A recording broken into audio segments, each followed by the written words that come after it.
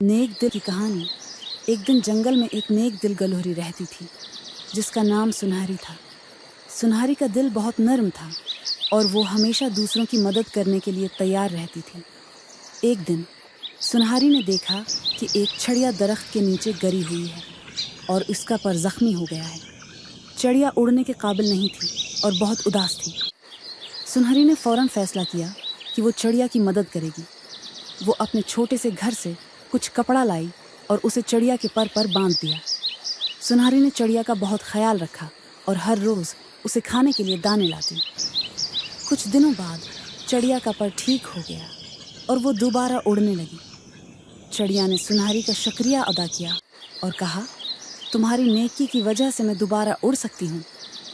सुनहरी ने मुस्कुराते हुए कहा, नेकी है ही है, करने से दिल खुश होता है और दूसरों की मदद करना हमेशा अच्छा होता है।